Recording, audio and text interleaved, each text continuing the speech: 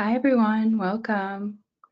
It's great to have you on today. We're going to give people just a minute or two to join, but if you'd like to, we'd love to know where you're joining from. We always love to see all the different locations where people are joining from, so feel free to let us know in the chat.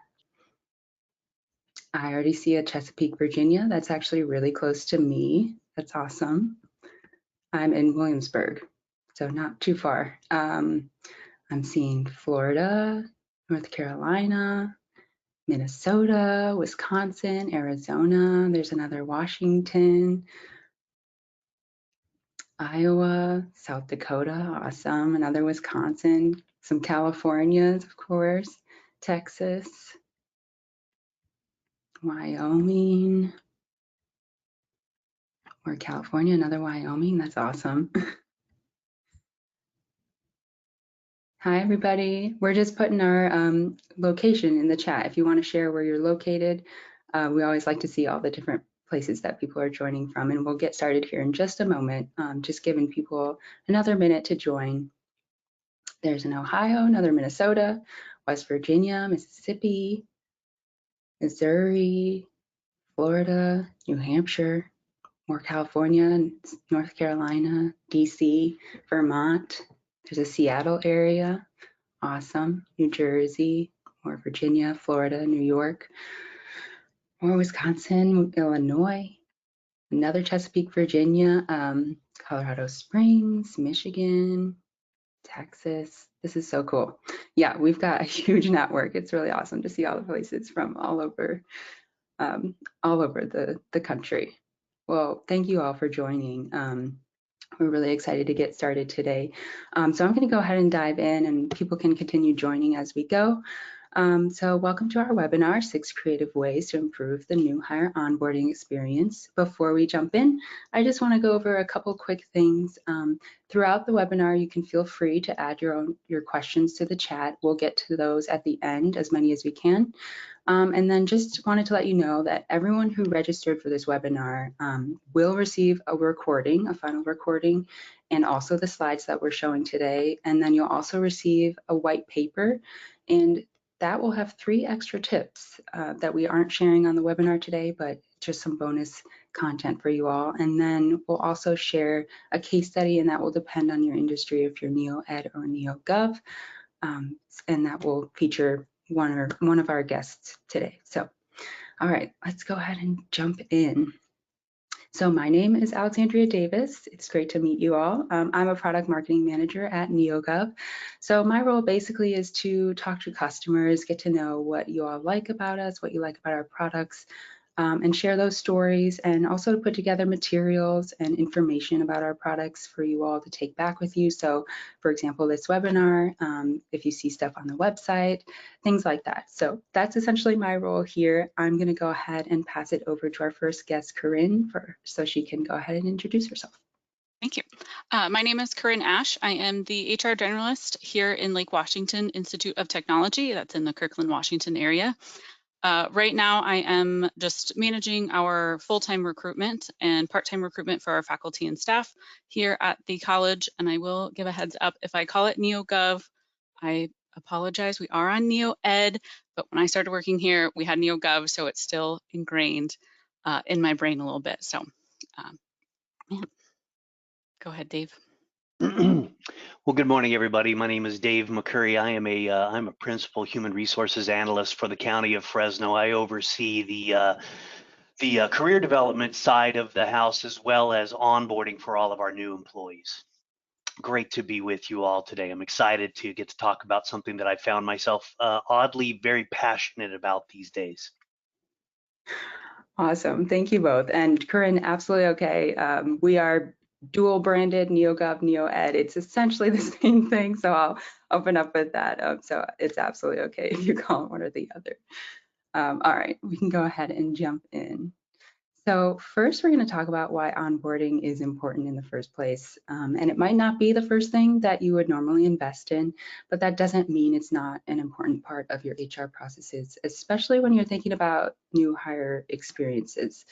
So before we dive deeper, actually, Dave or Corinne, I'm going to ask you why onboarding is important to your organizations. What value did you see in your onboarding that made you want to improve it? So we'll start with Corinne. You can feel free to defer to Dave if you'd like. Yeah.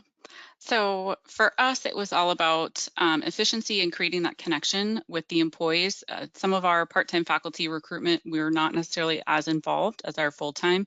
So we missed that, like meeting the person, connecting with them, and sharing about our organization. So we wanted to bring that a little bit closer together between all of our employees and having that opportunity. So for us, onboarding is that kind of bridge there between us being HR, not always being involved in the recruitment process, creating that welcoming and open environment for our new employees. Perfect. So I would say that like so many other agencies, one of our big issues, right, is retention. And so we've learned that the role of onboarding for retaining talent is it can't be overstated. It's such a big part of making a great impression right from the get-go. We also had the issue of we basically had 20 different departments doing things multiple different ways with our onboarding. So sort of being able to bring it into one process really helped to build a consistent experience, and that consistency has gone a long way to really improving our branding and sort of communicating who we are as an organization to all of our new hires and creating a better experience for the new employee. It also, we were focused on improving our time to hire. Again, in the quest for talent, that time to hire can be a big factor, and smoothing out that process has gone a long way towards improving our time to hire. And then, our other big thing obviously was sort of modernizing and moving from more of a paper base to a digital base. And so we've been able to do a lot of those things over the last few years, and it's really improved our process significantly. Wonderful. That's awesome. Thanks for sharing. Yeah, and I absolutely agree. And that actually ties really perfectly into our next slide. So onboarding may seem like a small part of the overall experience, but it actually really does play a significant role in building a strong foundation between your new employees and your organization. And there are a few ways it does this. Dave kind of touched on some of these also. It gives new hires a first impression of your overall culture. This can be the people involved, the processes, and just showing them you're invested in giving them a positive experience. So another way of doing this is by improving your onboarding process to make it more modern, like Dave said, and streamlined. So rather than coming off as outdated and being stuck in the past, you're showing new hires that you want to meet them where they are now. And especially for younger generations, using the tools and technology that they know and understand helps them feel more comfortable getting started with your organization.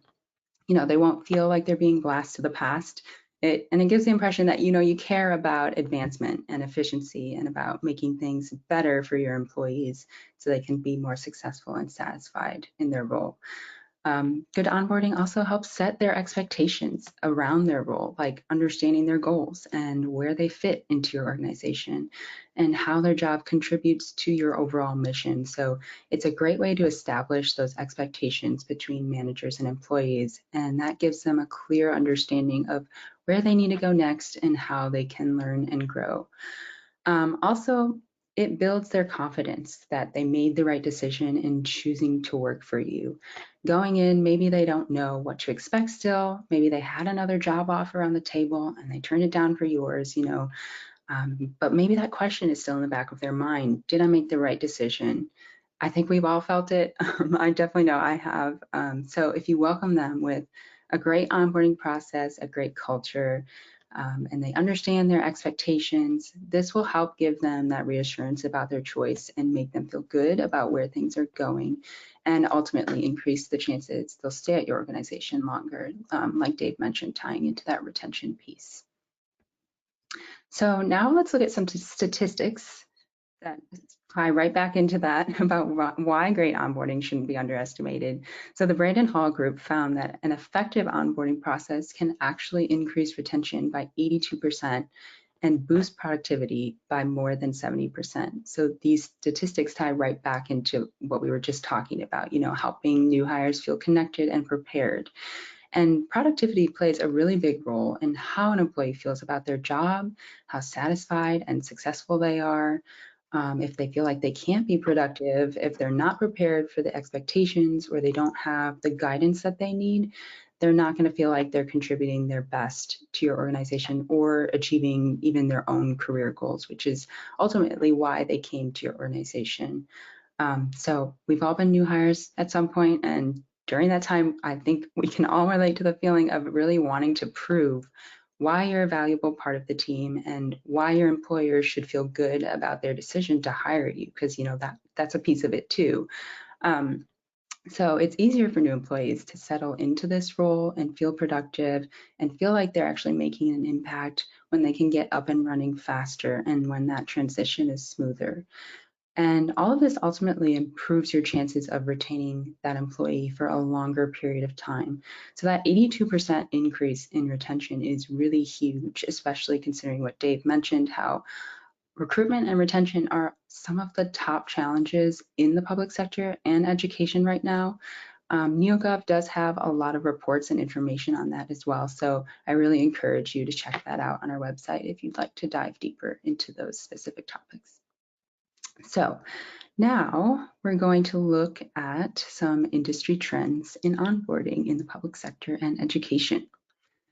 Okay, so according to our 2024 Trends Report, onboarding is a huge focus for both the public sector and education organizations when they're thinking about what HR processes they can improve to better attract, retain, and support their talent.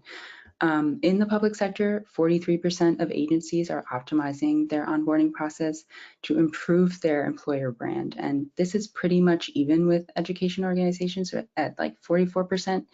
And that ties back into what we were talking about earlier about building a culture, making an impression of your brand and your reputation, and the way that people both inside and outside your organization view you as an employer. Onboarding plays a role in those things. Also, 50% of public sector agencies and 53% of education institutions are increasing engagement and retention by improving their onboarding processes. So we just looked at those statistics about how onboarding supports retention, and those trends really show that organizations are noticing this and knowing that retention is a challenge right now, they're adjusting those priorities to make room for these types of improvements.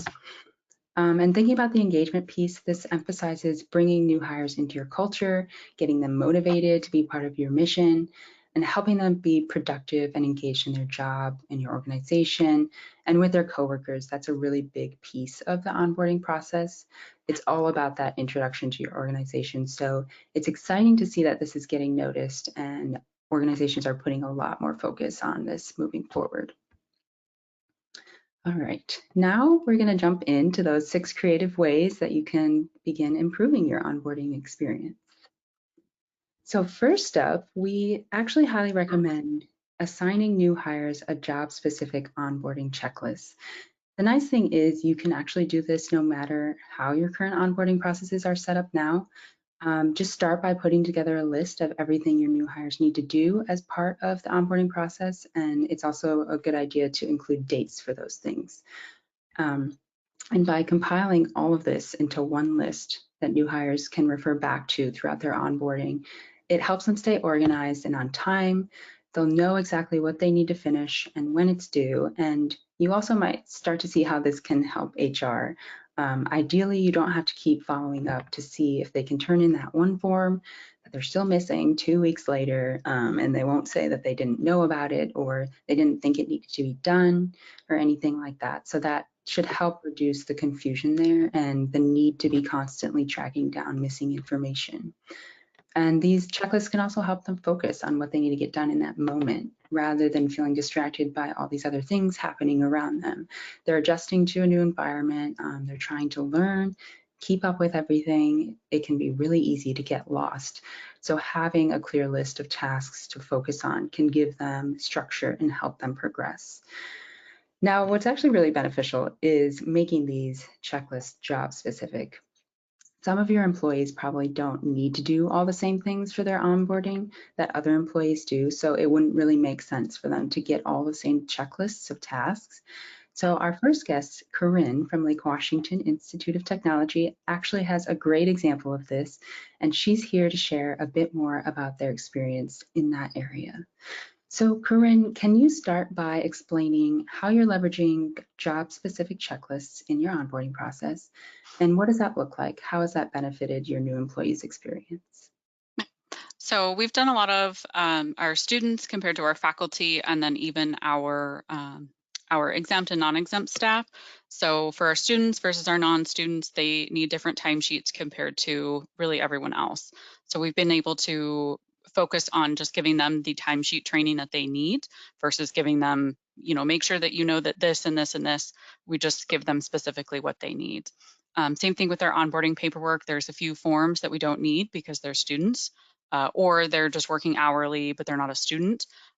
So we've been able to give them specific onboarding paperwork. It's a little less overwhelming for them because they're not having a 30-page packet full of paperwork that may or may not be applicable to them, and then they don't have to figure it out. We're telling them.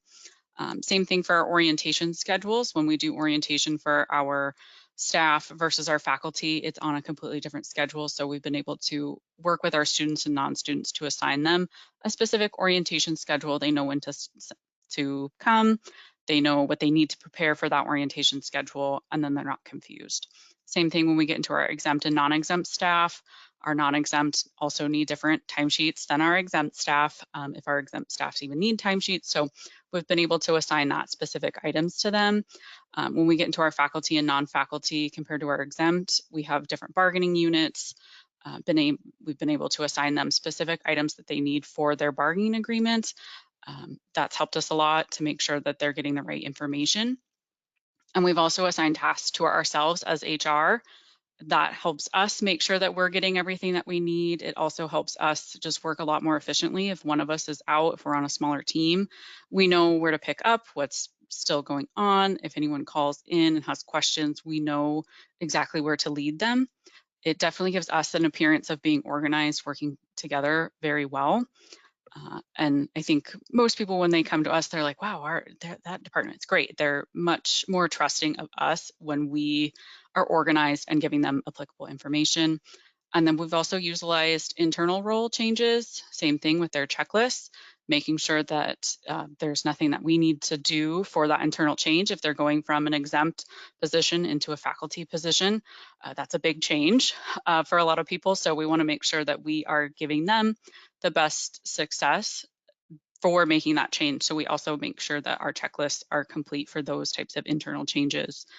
And it runs very smoothly for us. And if there's any internal, make sure you change their email address or things like that. For the internal change, that's definitely helped us. Make sure those types of small things are taken care of as well before they go into their new role. But yeah, that's pretty much how we've used checklists, specifically on job type or position. Yeah, that's awesome. You talked about a few things that I just want to touch on because you have so many different types of roles. And so, yeah, it's really amazing that you've been able to make checklists specific to them so they can focus on what's relevant, to their role and not waste time trying to navigate all these different tasks that they don't really need to do. So I also want to emphasize that this is a really great way to help them be productive and feel supported, like you said, and just get through the onboarding process faster. And I love that you mention internal rules too, because that's something we often might forget about when we're thinking about new hire or onboarding experience, but there is an onboarding process for position changes within your organization. So it's important to create checklists for those scenarios too. Make sure you're not forgetting them so that their transition is also as smooth as possible. So great recommendations. I love to hear that. We highly recommend everything that you covered here. So that's awesome. All right, on to our second tip. Assign new hires an office buddy. I know a lot of us have heard of this before, and we probably use this maybe in grade school, summer camp. I definitely did at summer camp. Office buddies are employees who've worked for you for a while. but they're all about creating an inviting space and making new hires feel comfortable coming in and feel like part of your team from the beginning. This person can show them around the office, they can answer questions, introduce them to other people on the team, and that's even better if you can set up this correspondence before they even start their job, so that they can get in touch with their office buddy if they have questions ahead of time and just want to feel more prepared going in. And they'll just know that there's a friendly face there the first day of the job.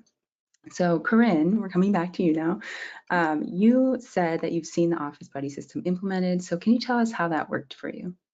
Yeah. So right now we mainly use it for our nursing faculty. Specifically, our nursing faculty have a lot of external connections that they create through our local hospitals and other facilities outside of that. So when they first start, we assign them, someone in their department that they can work with. It just helps create that environment where if they do have a question or like, who do I need to reach out to at this particular facility? Who do I go to? It definitely helps them feel supported and connected before they even get into more of the role specific duties that they're going to do. That's really just helped us kind of create that kind of questionnaire person that they can ask for that support. But I think for the most part, a lot of people have liked it and they don't feel so awkward about asking their boss all the time, how do I do this? Where do I go for that? They have someone else who has also been in their position being in a new role that they can connect with. Yeah, I love that you mentioned someone who kind of understands that experience, what they're going through right now, because that's a big piece of it too. It can feel really daunting or even maybe a little embarrassing to go to your manager and ask those like nitpicky little questions. You just don't want to waste your time. So I love that you mentioned it. It really helps them feel connected and supported. And that I think means a lot to new hires. So I also wanted to mention that if you're onboarding remote employees, they can still have an office buddy. It's very easy nowadays with all the technology we have at our fingertips. They can connect through email or video call to answer questions and discuss, people and processes, things like that. They can even use screen sharing, to show different tools and systems they might have to use. So they could set up recurring calls with their office buddy, and it's just nice to have that mentor to guide them through those first few weeks or months. All right. Our next onboarding tip is to use online resource portals that employees can get access to and find important information. So these give them a single source of truth for all the things that they need to know about documents, important information, anything they might have questions. They can have information about PTO and holidays, org charts, employee forms, FAQs, anything like that. You can even go a step further by organizing them by department, resource type, job type, anything, just to make it easier to find. Now, the key here is that they are online, which means that new hires can get this information anytime, anywhere. So this might prompt you to think a little more about your current systems and if you might want to consider adding a tool to support this. So Dave is here to talk about how Fresno County has been using resource portals like this to support new hires through onboarding. So on the next slide, Dave, can you go ahead and tell us why you saw a need for these online portals and how you've set them up at Fresno County? Sure. Like a lot of folks, we had issues with during the pandemic. Of course, was sort of the origin of some of this, and we had this big bulky 2-day orientation that we did where you sort of threw a lot of information at somebody in their first few hours or a couple of days on the job and tried to get them to make really big decisions and all of that in a big hurry and sort of an environment around 50 of their closest friends that they had never met before, and so by going to this online resource, we were able to take this big behemoth of 2-day of orientation and turn it into about 3 hours. And as a bonus, we were able to give better and earlier access to some really kind of key things that do a lot of what you're talking about, of cementing that this was a great choice and that I'm in the right place and this is going to be great, and sort of creating that opportunity, right? We gave them better information to their benefits information. We were able to show and talk about learning and development opportunities that are going to be available to them when they come on board. We can talk more about our culture, right? We talk about our mission and our vision and our values and our CAO. You know, we have 8,000 people. It's really tough for the CAO to meet 8,000 people, but you know, he at least has the opportunity to sort of share his heart and his, you know, feeling of welcome to folks that are coming in to improve our community, and he just sort of introduced the you know, importance of our culture.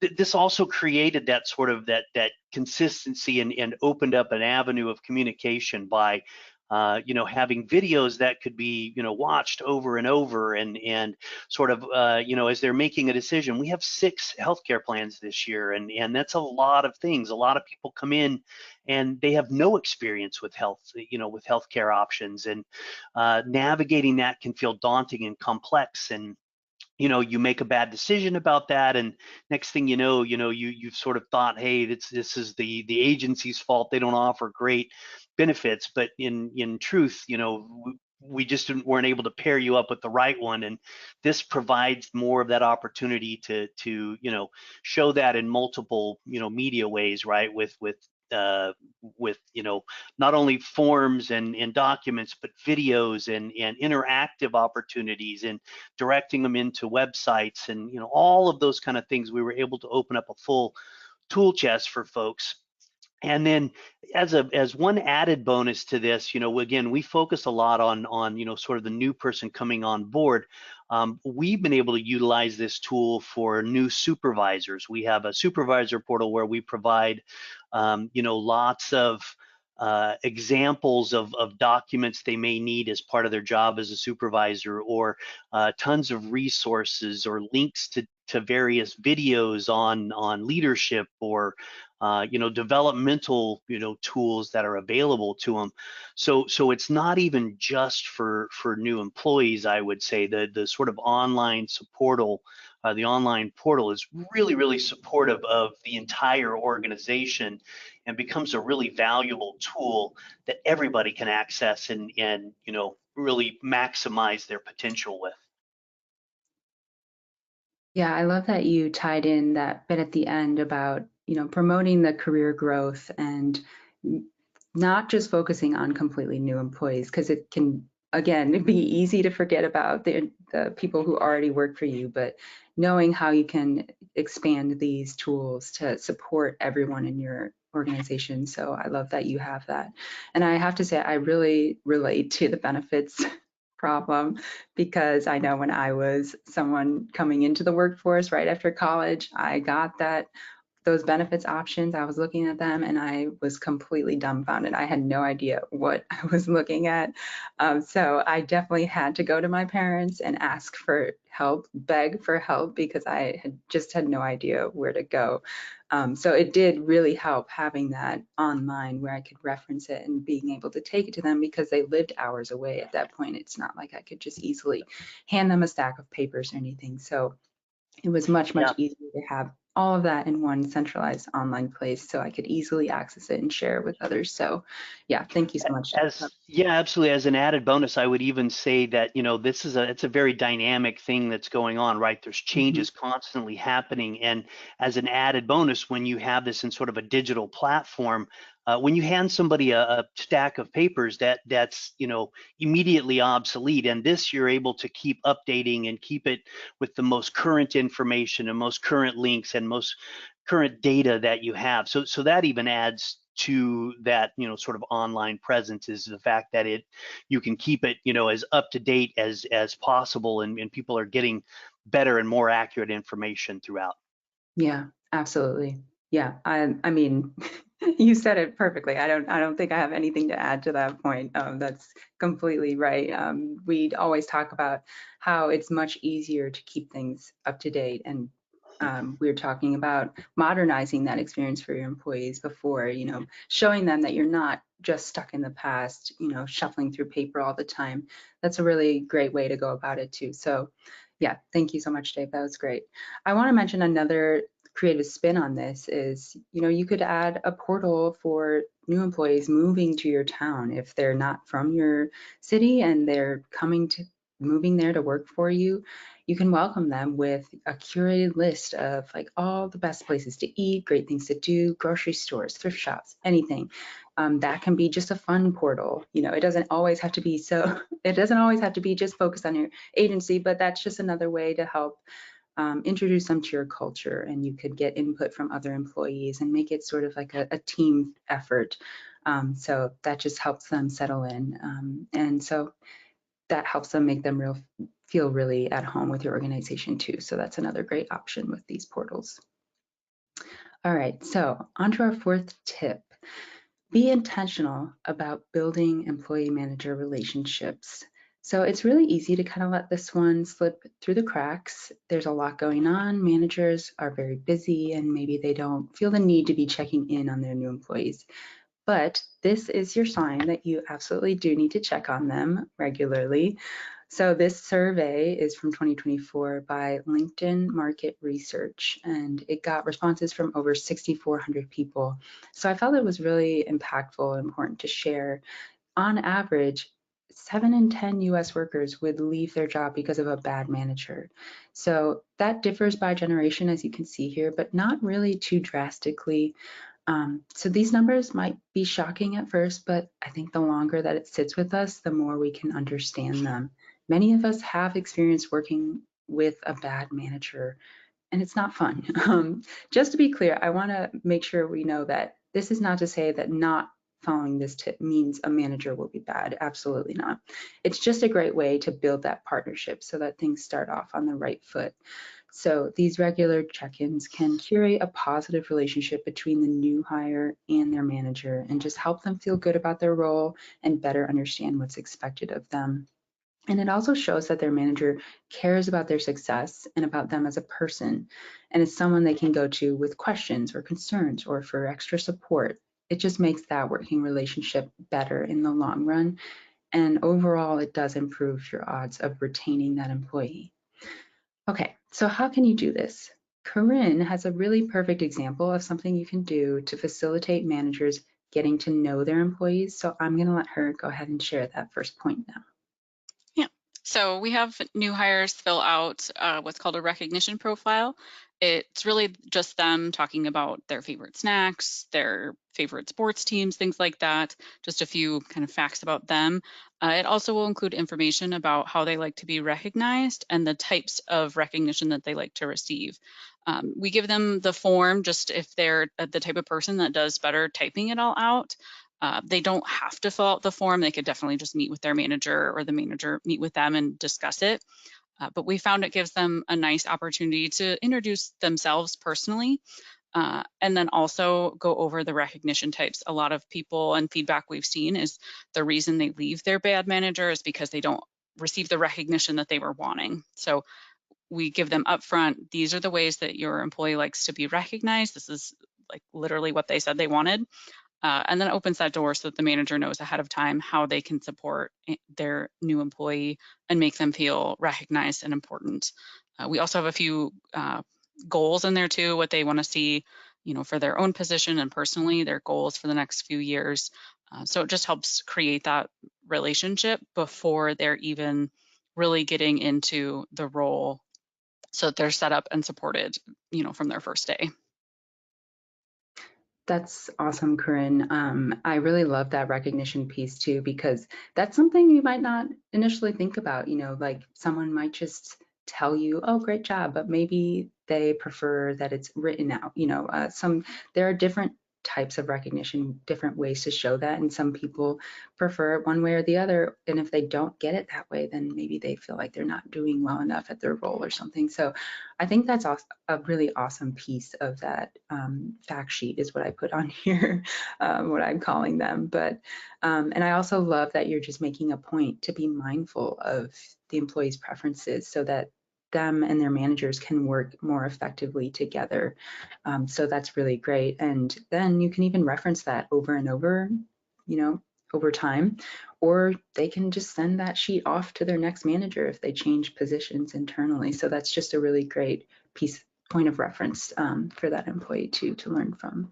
So thank you for sharing, Corinne.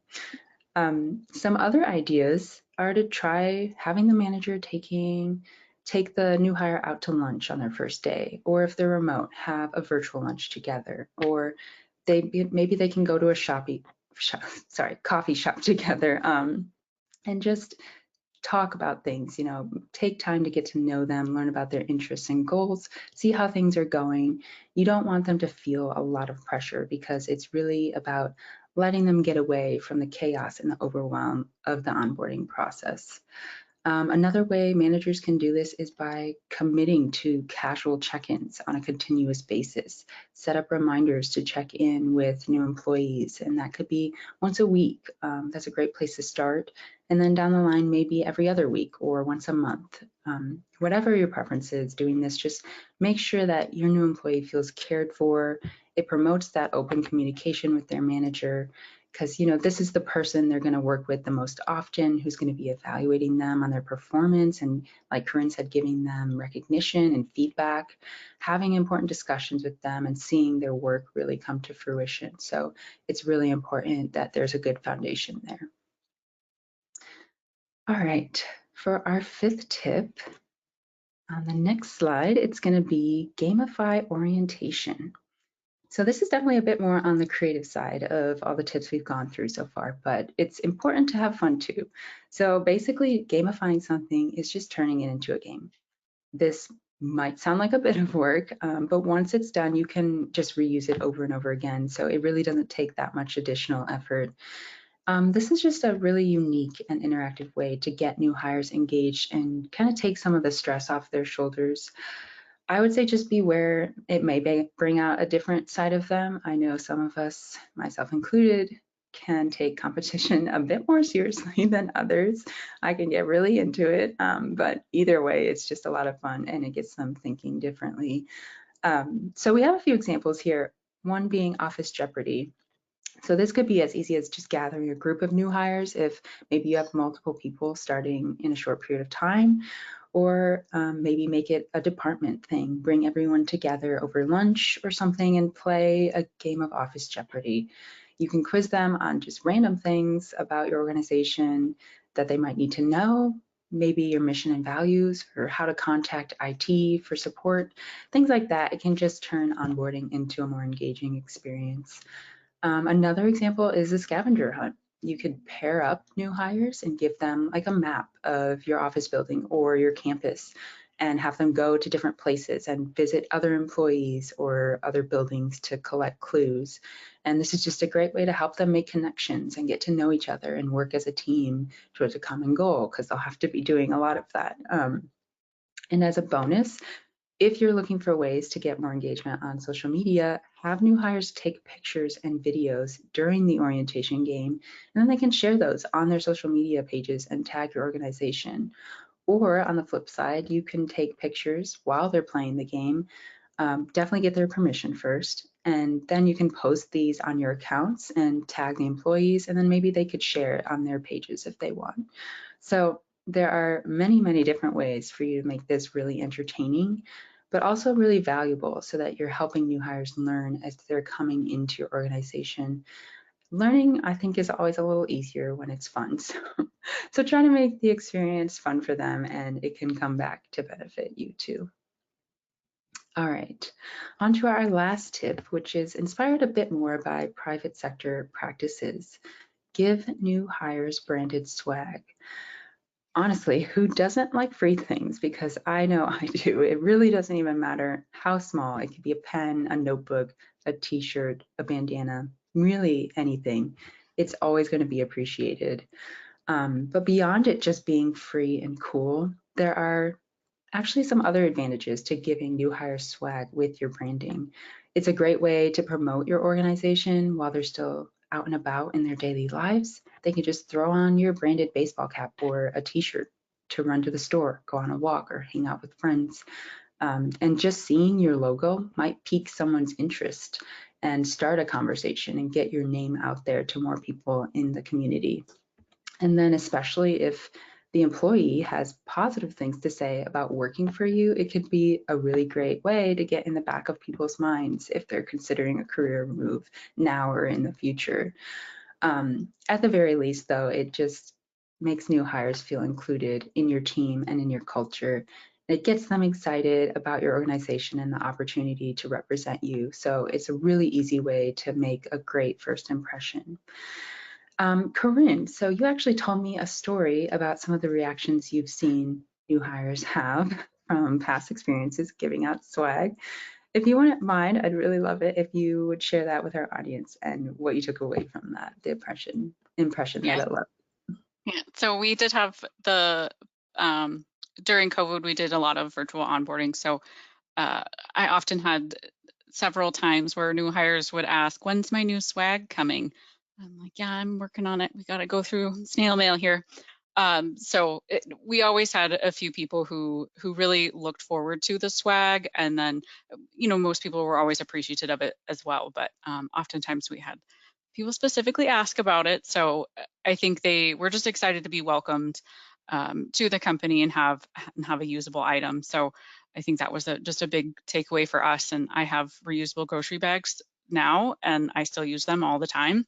So it's a good way just to build that rapport between folks, just by having just a usable item with a logo on it, and it's practical, it's functional. So yeah, it's a good one. Yeah, especially those practical items. Do not underestimate the reusable grocery bag, the t-shirt, just anything that they can use anytime, any day, and they probably will. I mean, I can tell you I've gotten new swag as an employee, a mug, and that thing gets used all the time. So, I mean, I'm gonna use it for sure. It's gonna make their day. It's just a pleasant way to welcome them. I know I was pleasantly surprised receiving swag coming in as a new employee. And also, this is something you might actually see the younger generations share on social media. They're always looking for something to share about. So just another great way to market your organization positively and get other people excited about the possibility of working for you. Thanks for sharing, Corinne. I know there's a lot of that, so. All right. Next up, I actually have to admit that I did lie to you, and we have one more bonus tip to share with you all today. So as an HR software company, we would be remiss if we didn't mention the benefits of using software to help improve your processes. So our final tip today is use software to streamline the entire onboarding process. So according to our 2024 Trends Report, in both the public sector and education, automating the onboarding process is the #1 way that organizations plan to improve operational efficiency. So this follows the same narrative that we identified earlier about how much focus is being put onto onboarding, and it has a noticeable impact when it comes to saving time and supporting both new hires and HR, as Dave and Corinne kind of talked about. Not to mention, it can be one of the easier places to actually start making changes and improving your operations. So NeoGov does have an onboarding solution called Onboard, which some of you may or may not know of or even use. So I'm going to share a little bit more about it because it's actually a really great tool. Onboard can help with so many of the things that we did talk about today. It provides an online self-service portal where new employees can log in. They'll see that personalized welcome message. They'll have 24/7 access to this, so they can go in there anytime, anywhere, on any device. They can complete and submit their paperwork digitally, so no more paper forms, snail mail, or emailing PDFs. You can easily assign them a mentor at your organization, and they can reach out to them with questions. And Onboard also lets you set up those checklists with deadlines that are automatically assigned to new hires. So those can be configured by job type, like Corinne was describing earlier, or basically anything else you want. And you can set up tasks for other parties involved, like maybe the manager needs to sign off on a completed form, or maybe HR needs that reminder to complete their task. And then you can also get automated reminders for things like check-ins, or if a deadline is coming up for a task, new hires will get a reminder so that they don't forget to complete it. Another thing in Onboard is the unlimited resource portals. Dave talked about how they're using those at Fresno County. So you can make as many as you want and add anything you want in there. It's very customizable, and it just makes things easy to find all in one place. So as you probably pieced together by now, Fresno County and Lake Washington Tech are both Onboard customers. we're really happy that Dave and Corinne are here to share their experiences. So before we move on, I actually want to ask each of you from an HR perspective, if you could tell our audience one thing about Onboard has made your work easier, what would you say? It's hard to pick just one thing, but I think for us, it was just big on efficiency. We were transitioning back to COVID when we first signed up for Onboard. And so creating just a much more efficient process from getting paperwork and then us entering them in the system, in our separate system that they need to be in, it has made it so much easier for us to keep track of where everyone's at, their progress. And then it helps when any of us are out. We're a smaller team. There's only about 4 of us in here. So if any one of us are out or a couple of us are out, we know exactly where each of us are left off. If we need to pick up, if we need to get someone entered really quick, we just know everything that's going on. So I guess that's more communication for us. So it's efficiency and communication amongst all of us that has just really helped. Yeah, so I would echo the efficiency, but I would even add the idea of consistency, right? So we've been able to create this consistent experience really across our entire organization. We're, like you said, 8,000 people, and getting 8,000 people sort of moving in the same direction is always a challenge. And this is just yet another, great tool that's been available to us to create that consistent experience for existing employees as well as all of our new hires, and sort of going through that process. So we love the fact that we've been able to build this consistent thing where the message gets out, and the experience again is very, very consistent and valuable to all of our employees.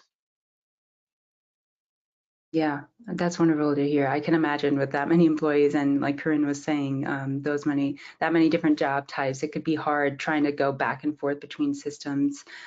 So having it all in one place where it's visible and consistent and you can easily communicate. Yeah, that's awesome. We love to hear things like that. And it's really why we do this, so knowing that our solutions are actually making a difference in your work is what really makes it all worthwhile. Awesome. Okay, so in just a moment, we are going to have our Q&A session. I want to give everyone a couple minutes to submit any questions in the chat if you have them. And while you're doing that, some of you here might be completely new and don't know much about NeoGov. Or if you're in education, we're known as NeoEd, as Corinne was saying.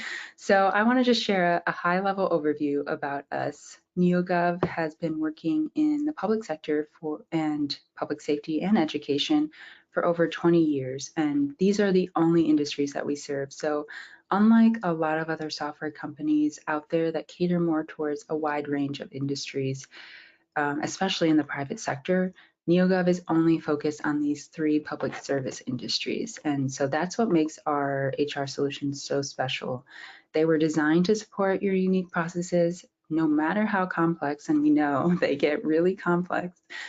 So you won't have to struggle with IT or deal with a bunch of manual workarounds.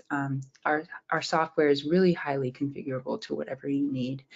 And also what's great about the fact that we are so focused on the public sector and the education sector is this means we also have a vast community of peer organizations and industry-specific resources that you can tap into. So you'll have so much great support at your fingertips because you're connected to this nationwide community of HR professionals.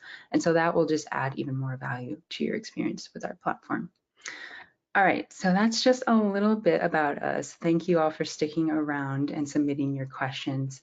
I'm gonna go ahead and jump into them now. I'll get through as many as I can. We've got about 12 minutes to work with, so I'm gonna get through as many as I can, but if we don't get to your questions, our team will definitely follow up with you and answer them for you. So don't worry, we'll definitely be in touch. All right, one of the first ones I saw was asking where we got the data, sharing about the importance of onboarding and who is making onboarding important. So a lot of the data from earlier was from NeoGov's HR Trends report from this year. There's also a NeoEd version. So of course, NeoGov is focused on the public sector and the NeoEd version focuses on the education sector. So we do this every year. We survey HR professionals in these industries, and they send us their feedback and we put it into these reports. So we'll make sure that the links are included for you guys so you know where to find that information if you'd like to look through those and dig a little deeper. We have a few questions about checklists. So I'm going to probably let Corinne speak to this a little more, but if you want, you can defer to me. But Corinne is the checklist expert here, so I definitely want to give her the chance to share. So at what point do you give new hires their checklist? Like, is it before orientation or the day of? When do you give those out? So the nice thing about Onboard is you can set up a few different checklists. So we implemented the pre-boarding checklist. You have that feature. I know you can either turn it off or you can turn it on. So just keep that in mind. So we utilize the pre-boarding checklist. So we give them a lot of that preemptive paperwork, you know, what's your social, your birthday, all of that good stuff there ahead of time before they start. Some of the other checklists will really depend on the position and their start date. So some things are set up that they don't get it until one day before they start because they can't get into the system to do what they need to do based on that checklist item. So we time that. Other things we give them, you know, they might have 6 months, but they have it now to look at. Specifically with our evaluations, we set up our evaluations in a checklist. So we give those, they have access to look at it 6 months ahead of time, but it's not due for 6 months. They don't have to do anything with it yet. So it will really depend on what your organization needs for how you time things. And it was a little bit of a trial and error there when we first implemented. And it's super easy to adjust. It's same day, make a change, and it's good to go as soon as you hit submit. So anything like that can always be adjusted later if you find that, you know, a week's not soon enough, week's too late, anything like that. And it's very customizable for what you need, and which is great about the checklist. So lots of options there. Awesome. I'll jump in real quick if I may. We do use a lot of checklists. We are also NeoGov Insight users, so we do our recruitment through, and so we have a pipeline that once a department makes a selection on an employee, we automatically assign out a checklist that gets them going on their paperwork. Again, I talked about time to hire earlier, and that's a big factor in that. We have some of our agencies that use have a different Active Directory system, and they're on a complete separate server. And so we have multiple checklists that we use. And again, those could go out as soon as you make the hiring decision. Those checklists are out, and people can start filling in paperwork and you know, making appointments to verify and validate their, you know, eligibility documents and doing all of those things. We give them access to their benefits information ahead of time. We you know, assign out some videos that they can watch and all of those kind of things. And then on the day of, once we move them into an employee position, we assign more checklists, taking care of a lot of our. We also are a learn employee, so we have a lot of trainings that we do that way. So we take care of some of our mandated trainings and whatnot through that, and that gets assigned out once they are sort of in an employee status. So we use that throughout, and then going out several months with follow-up things. So up to a year out from their start date, you can really use those checklists, and we use those throughout as well. So I'm a big fan of checklists as well. Awesome. Yeah, you can really set it up to have it do most of the work for you. So yeah, that's great. Thank you both for sharing. Another follow-up to the checklist question is, okay, so thinking about making them job specific, how many classifications do you have? This person said they have 300 plus different positions, so they're just wondering how that would work or how you would go about accommodating that many different positions. So we don't always use by position. We mainly go by employee type. So if all of those positions are under exempt or non-exempt, we usually assign that way. The system, if you do decide to go with Onboard and set it all up, it's very user-friendly and very easy to set it up where you are going specific positions like that. You can multiple select, we use coordinators a lot. So if you have a coordinator versus an analyst, you can set it up where all your coordinators are getting this specific one, all of your analysts are getting this specific one. and go through it like that versus going literally position by position. So think Mhm. about some of the positions that are the same, which ones you need, and then which ones, if you have a supervisor for a certain department, you might need something one specific, but you can set it up in the system that it's multiple options, not just going like position by position. Yeah, and I think it's important to note that you have the ability to auto assign these checklists out. I mean, when you set it up, then it just goes. You don't have to continually go in, okay, what position are they? I'll assign this checklist.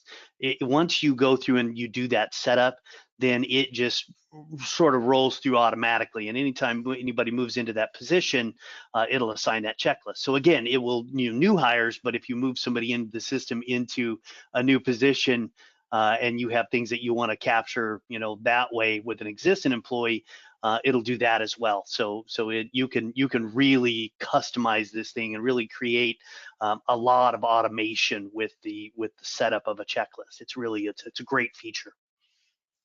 Awesome. Thank you both. I do want to remind you, I saw some questions in here asking if the slides will be available for download after this, and the answer is yes. We'll send that along with a recording and a couple other resources to everyone. So that will be coming to you. We have some questions about portals and about how you set them up. And this could be for either or. Dave, I'm going to focus on you now, but Corinne, feel free to add anything if you'd like.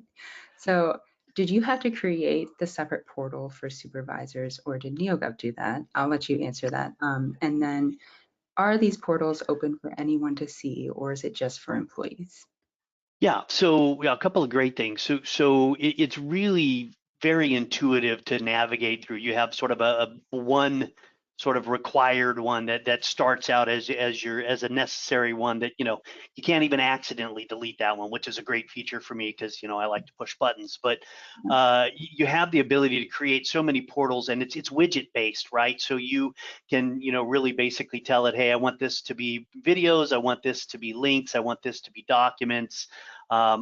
Pictures, we try to do a lot of graphic interface stuff in there. So it's really intuitive and easy to use. So creating the portal itself is not, there's no coding involved. It's very, very simple. So I, as you can tell by the gray in the beard, I tend to be a little technologically challenged at times, and it's very, very friendly even for somebody who's not, particularly overly technological. And then as far as assignment goes, you can limit who can see them if you want to do that. You can assign them by department or by position, or again, you have so many opportunities of different ways that you can do that. We have tended to try to make things as visible as possible to as many people as possible, but you absolutely have that opportunity. So several of our departments have set up their own and have their own specific things, and so when somebody gets assigned into that department, they see all of the general stuff, but they also see their departmental stuff. And again, great way to translate culture out there and transmit that stuff and communicate really broadly to even a targeted audience if you so choose. Awesome. Corinne, did you want to add anything, or good there? Dave covered a lot of it. I will say in terms of who can see it afterwards. So if you implement, let's say today, and you have obviously people who have been onboarded, they will still be able to see the onboard portals that you create. So even if you have like that transition period of when you implement to when you don't have onboard, anybody who is an employee in there can go in and see what an onboarding portal looks like and see that information. So if there's anything you need to add in there now for them, they can still see it and check it out. Awesome. So we're getting close to the end here, and I don't want to hold you guys hostage longer than we promised. So I do want to mention that there's a lot of people asking about your new employee recognition form, Corinne, and wondering if you might be willing to share that. So I will definitely leave that up to you. You don't have to, but even if you have tips on how to set one of those up, that could be helpful. I will say, I will share it out. I'll send it to you, Alex. But if you are a current onboard you member, you also have access to the global form base. I think ours is global, but if it's not, I'll see if I can make it global. But If you don't like our form, but you like someone else's form that may have it from another organization, you do have access to a global bank, and that gives you access to a lot of forms, so you don't have to recreate like a direct deposit form, things like that. In the system, it's somewhat already created for you. So Fantastic tool. I use it all the time. Awesome. Yeah, a little plug there for the global yeah. form base. Awesome. Well, thank you so much. I don't want to take up any more of your time. I really appreciate you two coming here.